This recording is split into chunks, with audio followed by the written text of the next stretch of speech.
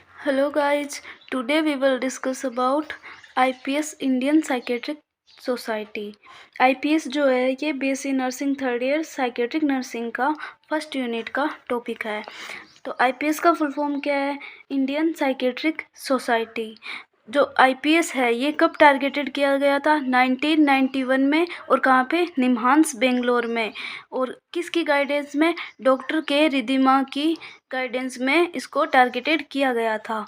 निम्हांस का full form है national institute of mental health and neuroscience. National institute of mental health and neuroscience. और ये कहाँ पे? बेंगलोर में। जो IPS है इसका मेन मोटिव क्या है? Enhancing the knowledge and skills in field of psychiatric nursing. इसका मेन मोटिव है कि मतलब जो साइकेट्रिक नर्सिंग के अंदर नॉलेज और स्किल्स है उसको इन्हांस करना।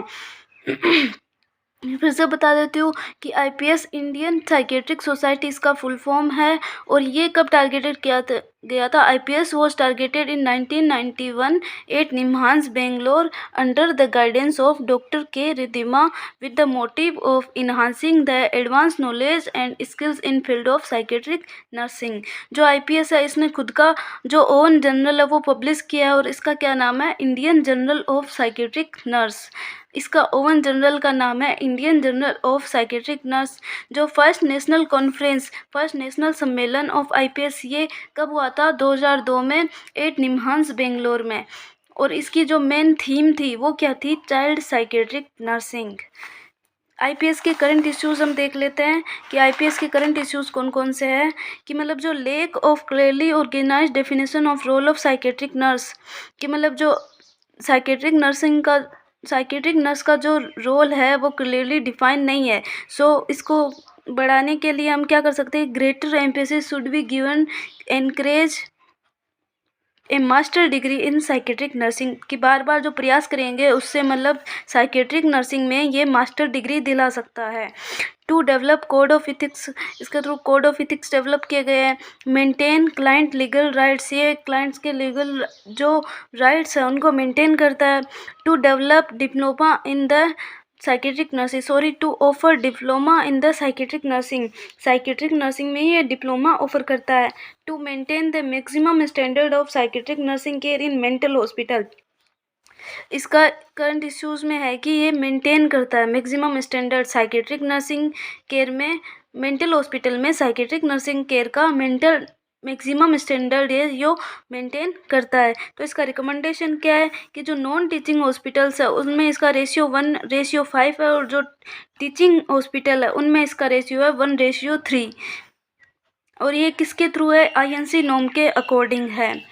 Need to create proper job at professional and particular community.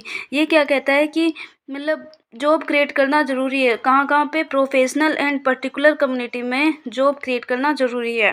Most psychiatric center do not have qualified nurse, so higher priority should be given to qualified psychiatric nurse. कि जो most psychiatric centre है वहाँ पे क्या है कि qualified psychiatric nurse है।